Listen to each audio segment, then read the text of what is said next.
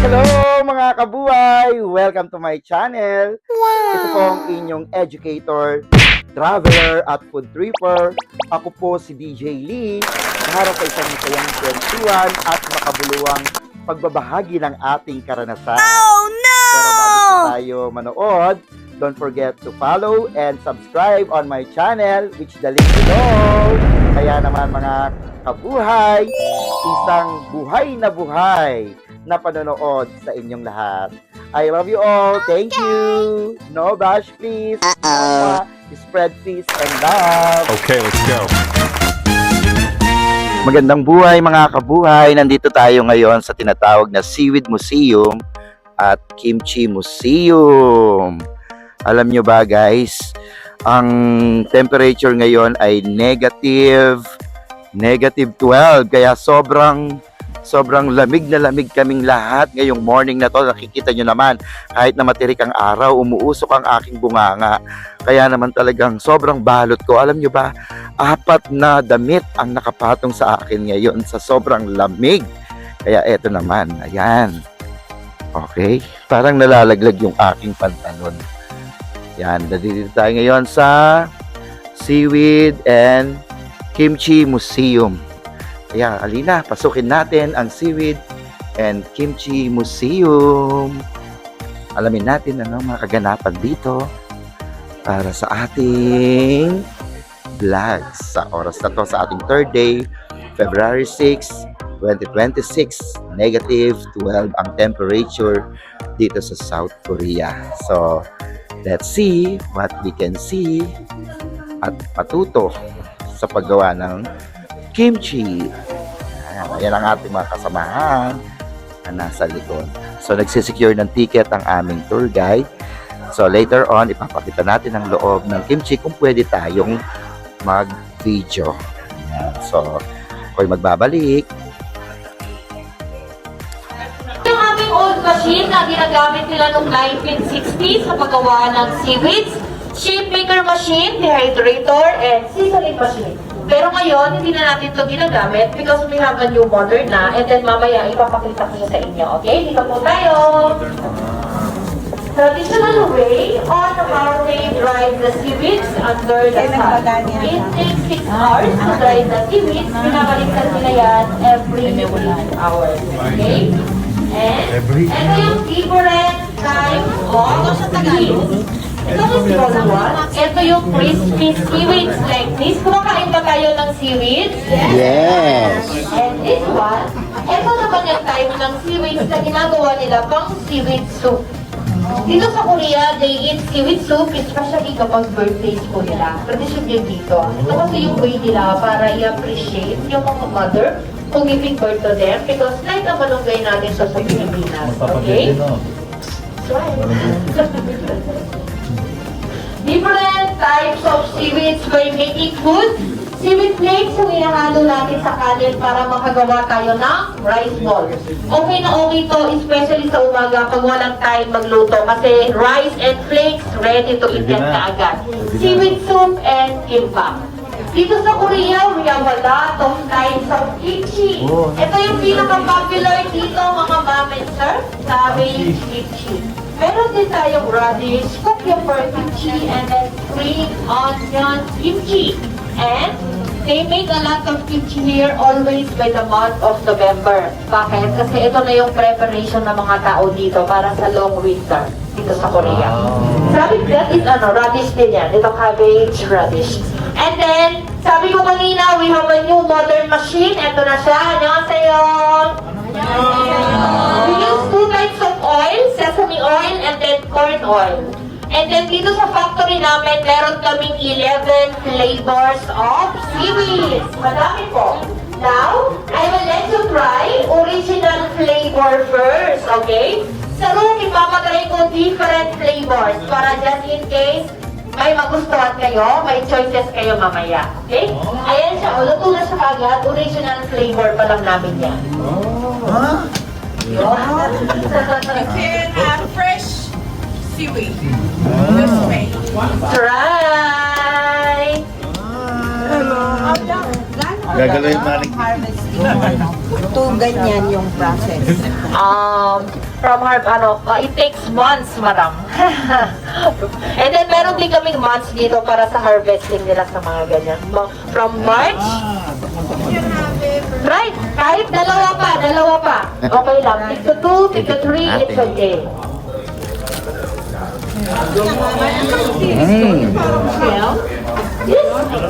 Ang sarap.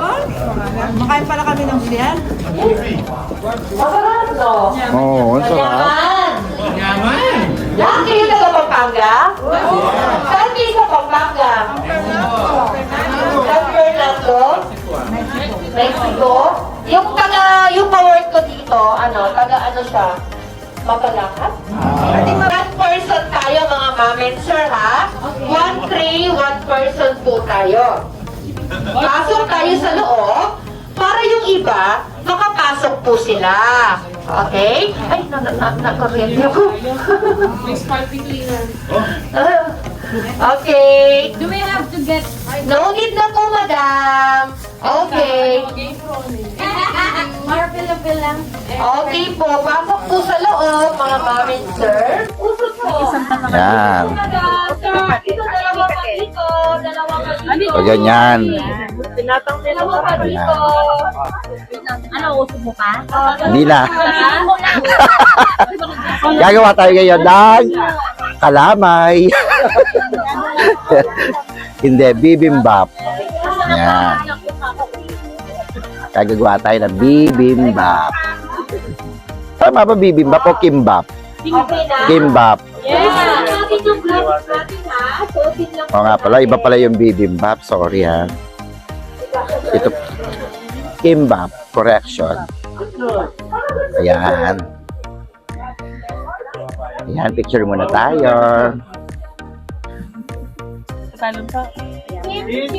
Kimchi. Okay. Ayan. Okay. First step, mga ma'am and sir, babalik pa rin natin yung mga tampumat natin kasama yung seaweed. Okay, first step. Balik na rin. Okay. First step. Ingredients, that is only basic ingredients lang. Basic ingredients. With mayonnaise kung gusto natin. Pinaka-basic Oh. natin ang dyan is color yellow, pickled radish. Okay, yun yung Okay. nagpapasarap sa kimbap. Sa kanin, Color yellow, pickled radish. too much rice kasi mapupunit yung seaweeds natin pag marami tayong ilagay. Oh. Amount lang ng kanin is enough na, mga ma'am and sir. Ganito lang, ha? Hindi tayo pwedeng mag-kanin is rice kasi ganito lang. Okay? So ito lang po. Gan- And then, itong kanin na to, Konti lang. Konting rice lang daw. Kasi mapupunit daw yung...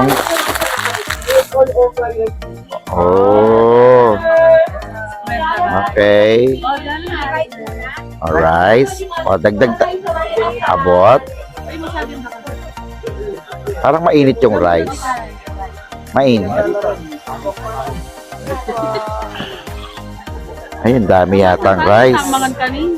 Okay na ito. Yung itsura niya, ha? So, tingnan ko.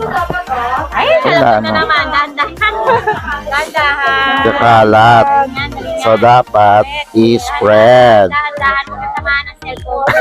Ramblang. Parang awa mo na. Dahan-dahan. Ayan. I-spread. Mga mami, sir, kapag naikalat nila yung kanin, Oo. kuha lang tayo ng kalsisang ingredients. So, dapat talaga ikakalat. Nag-iisang ingredients. Nag-iisa lang. Nag-iisa lang. Mamaya, kapag nakakuha na yung laman, pagkakaan na natin kay Soba. One of everything only. One only. Paper only. Tag-iisa. Baka may Pag ganyan yata, patayo kapatid. Tag-isa tayong carrots. Di ba pag ganyan yan? Diba? Meron tayong itlog. Meron tayong radish. Meron tayo, anong tawag ito, ham? sama-sama nyo lang sa Ayan. patong lang patong-patong. Dito sa side natin. Dito sa side natin. Ay, sa side. And sa pag-roll, para na kayo gumagawa ng Yan. Nakalusin lang yan hanggang ulo. I-roll Okay. lang yan. I-roll ng paganito muna. I-roll ng paganito, mga Paano? sisters, hanggang ulo. I-roll hanggang dulo. Very easy, children. Oh, yan. I-roll nyo lang siya hanggang ulo, mga Okay. And then, Wow, perfect. Para sumikip sa talong. Gamitin natin itong bamboo mat. gagamitin yung bamboo mat. Para sumikip sila sa loob. Okay? Ayun. Alright. Okay. Order kayo na. Kahuli na mo. Kapag na order. Ito na yung aming K-pop. Mas, Para mas lalong sa sumarap. Mas lalong sumarap. And then, papahira namin siya nito. Okay, himas-himasin nyo lang yung mga Himas-himasin. Yes! I'm expert to that.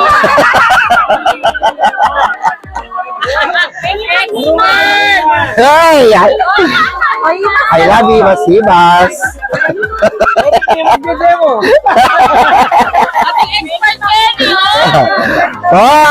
Di ba? Ay, kasapin nga yan. Pahimas kami. Ayan. Alagang swerte namin kasi Filipino yung nag-entertain sa amin. Ayan. Oh.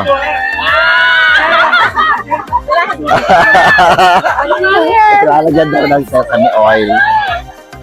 Ayan. Hindi ko lang alam kung saan. Saan ba? Itikman na natin yung ginawa nating kimbap. Ang bango. Oh, bakit? Oo. Ayan. Nakainin? Siyempre, for vlog. Maliit na maliit. Oo, dapat kainin natin. Sarap. Yan, makan yan. Ako na lang yan, dalaga. Pero basic lang to ha. Hindi pa ito yung talagang maraming tangkap. Pero masarap ka.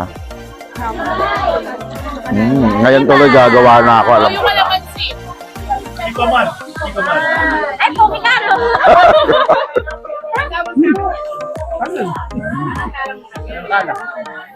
Pero iba ang Sesame oil ito. Okay, let's go. Okay lang. Dito muna. Ito pa ba? Ayun, meron naman tayong inumin na seaweed. Eh, hindi ko lang alam kung seaweed soup. Ayan. Okay, seaweed soup natin, ito yan ha. Ha? Mm. And then, mag-i-expand yan ng ganito kalaki ha. Ayun. Ganito kalaki ito. Meron silang mga hawak ng seaweed food. Ayan yung nakabaso. Okay? Dito pa lang ako sa ano, sa sabaw. Pupuntahan ata siya. Ayan na.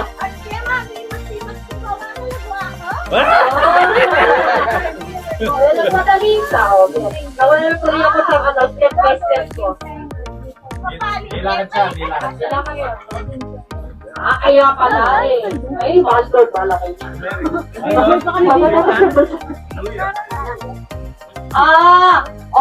Sorry po mga ma'am and sir, pero yung camera dito bawal na ulit. Okay. Ay, sorry.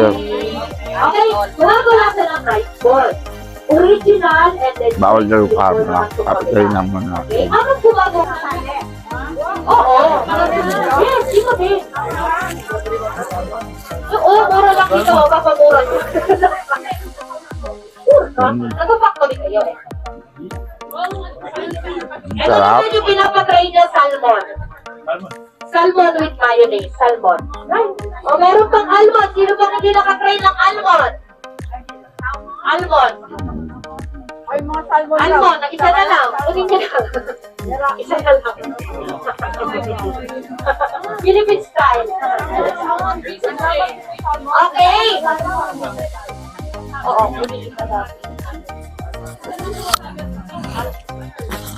Sarap ng mano. Aliya ko mo naman eh. Sarili ko mo naman eh. Kaya paragid ka. Maka voice over ko. Sinabi ko na dalo ko naman. Oh, ito na. Ito na. Yaku. Ready na ba? Ready Padapte na? lang. Oh, ready na. Okay. I need your attention lang muna, ha? Hello mga kabuhay. Alam niyo ba na alas 12 na ng tanghali. 12:15 na ng tanghali. May araw. Ayan. So, may araw naman. Pero, malamig pa rin. Ayan. 12:15 na po ng tanghali. Umuusap pa rin yung ating mga bibig. Oh, malamig na malamig pa rin, no? Ang ating pakiramdam. So, it's already 12:15 in the afternoon. Pero lahat kami ay lamig na lamig pa rin. Grabe. Galing kami dito sa Art of Korea Cosmetic Lab. Yan, para na nakita namin yung mga iba't ibang cosmetic. Ito na yung aming bus. Tara na, sasakay na tayo.